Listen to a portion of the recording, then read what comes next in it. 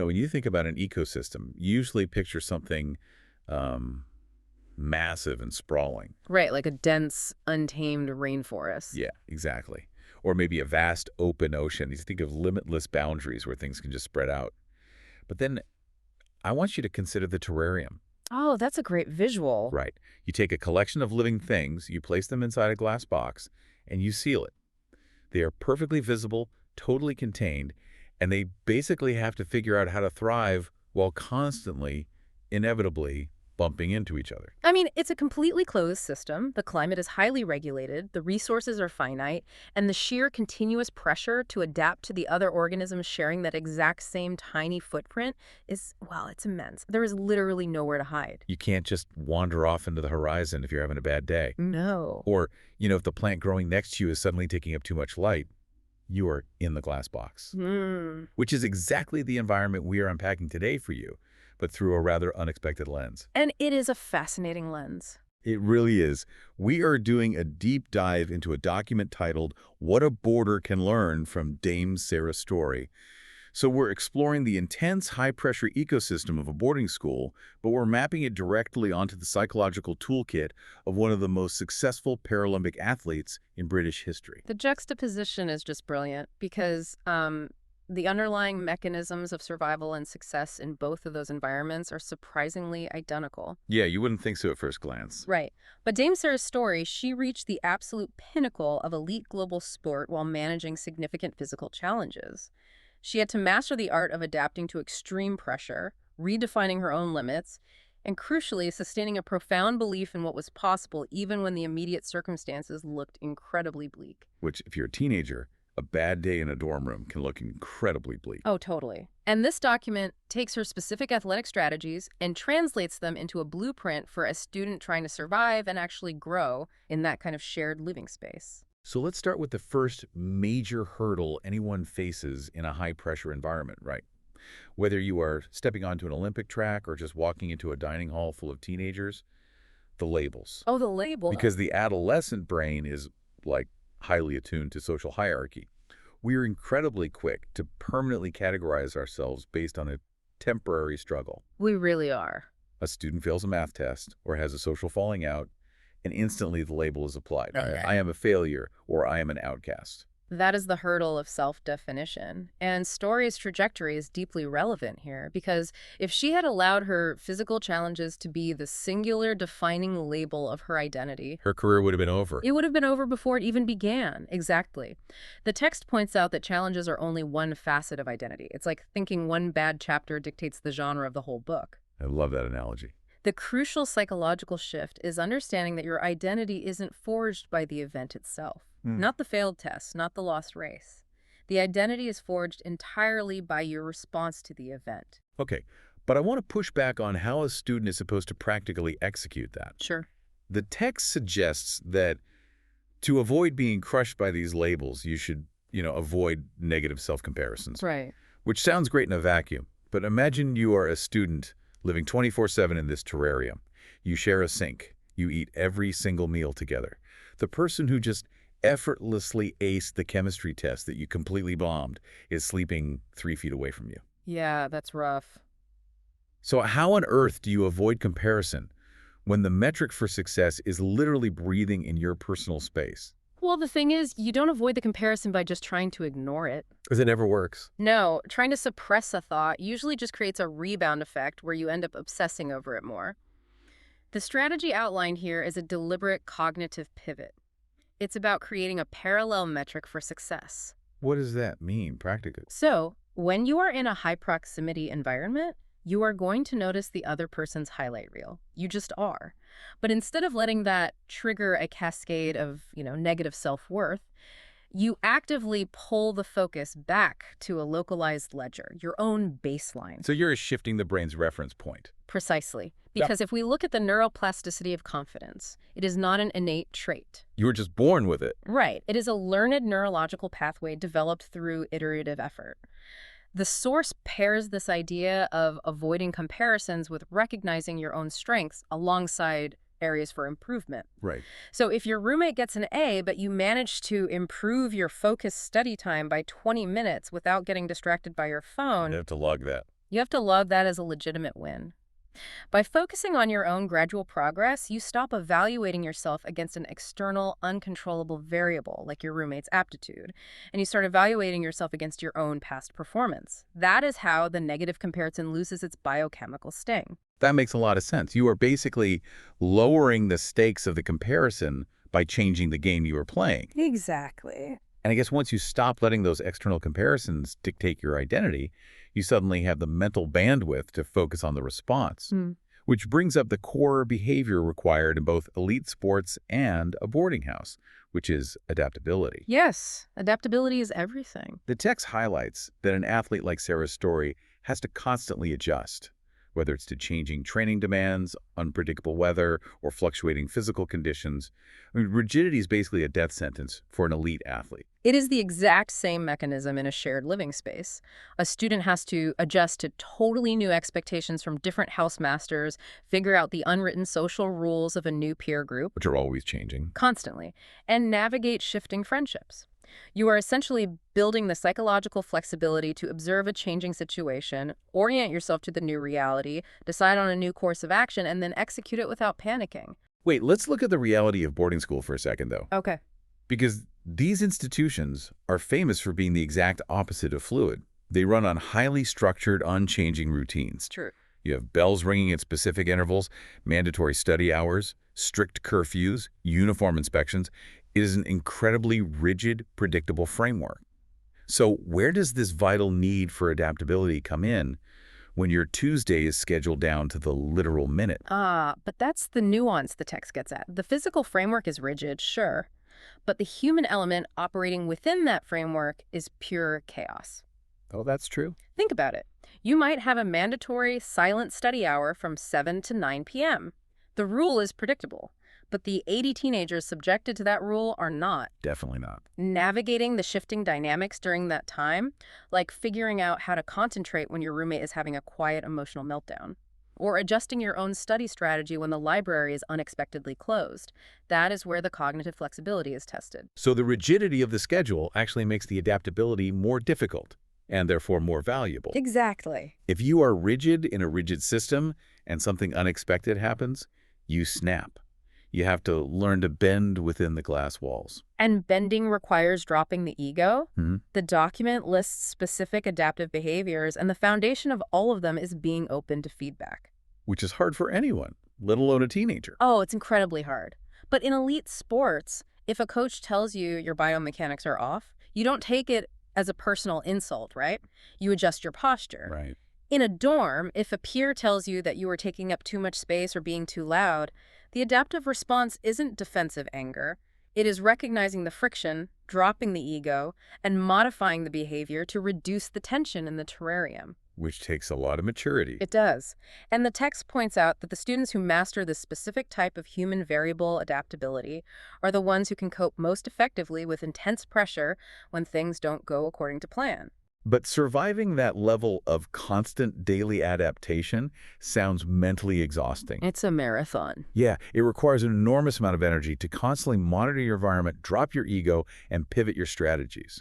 To sustain that without burning out, you need a serious internal engine. You really do. And the document defines this engine as the combination of belief and discipline. And again, it maps this straight back to Storey's career. Her performance wasn't just a byproduct of genetic talent. Not at all. It was fueled by relentless preparation and a deeply held belief in her long-term potential, even when the immediate training session was agonizing. Belief in this context is the cognitive focus on what can be achieved rather than fixating on the immediate discomfort. Right. It is the optimism required to view effort as a functional pathway to progress rather than just a pointless chore. But, and the text is very clear on this, belief alone is completely insufficient. Because belief fades. Exactly. Belief provides the destination, but discipline provides the vehicle. So let's talk about that vehicle. Because discipline is a word that gets thrown around a lot, usually sounding like a punishment. Yeah, people hate that word. They do. Yeah. In a boarding environment, discipline looks like following those structured study routines, keeping your personal space organized, managing your time. But here is the reality we all know. What happens in November? Oh, the November slump. Yes. You start the school year in September with all this belief and motivation. Your desk is clean, your highlighters are all color-coded, Everything is perfectly organized. but then November hits. The days are short, the initial excitement is totally gone, and you are just tired. The motivation completely evaporates. How do you keep the momentum going when that happens? Well, that's exactly why relying on motivation is a flawed strategy. Because true. motivation is an emotion, it's weather, it changes. Discipline, on the other hand, is structural. I picture like a gyroscope on a ship. Oh, I like that. Yeah, like the motivation is the wind. When the wind is blowing, great, the ship moves forward easily. But when the wind dies down or a storm hits, the gyroscope is that internal mechanism spinning beneath the deck, keeping the entire vessel upright and stable, regardless of what the weather is doing.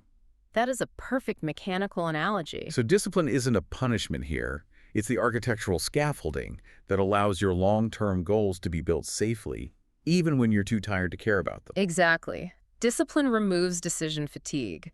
On a dark Tuesday night in November, you don't have to spend mental energy deciding whether you're going to study. The discipline of the routine has already made the decision for you. You just execute. Right.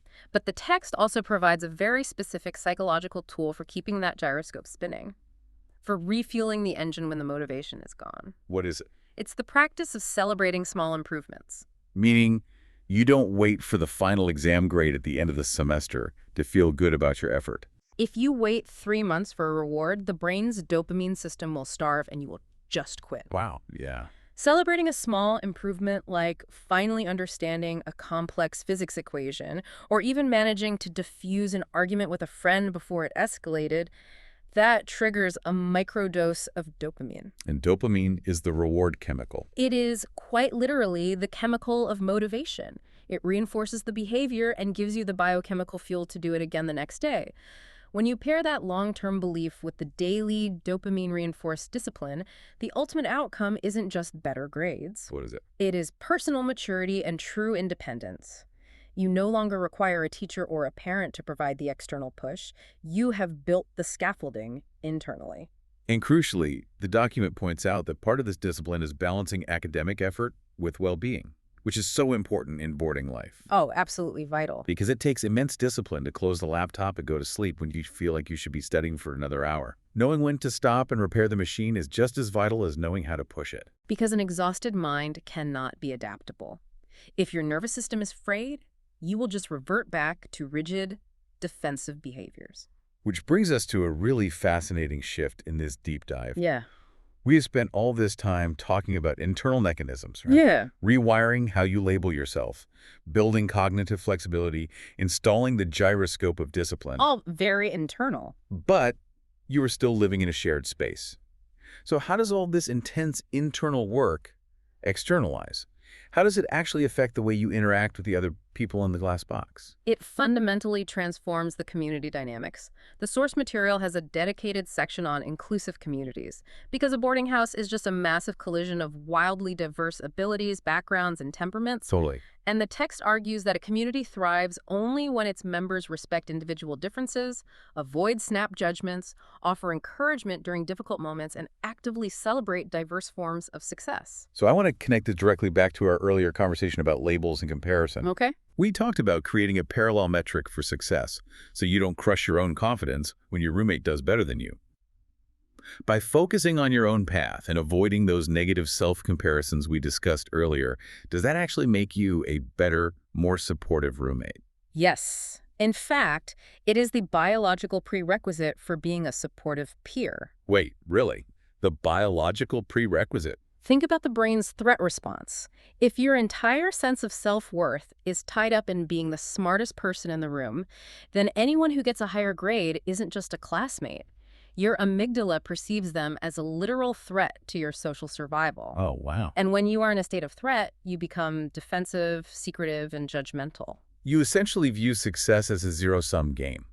Like if they get an A, there is somehow less success available for me. Exactly. But when you do the internal work, when you shift your reference point to your own progress and build your own internal scaffolding, you dismantle that threat response. Because you aren't threatened anymore. Right.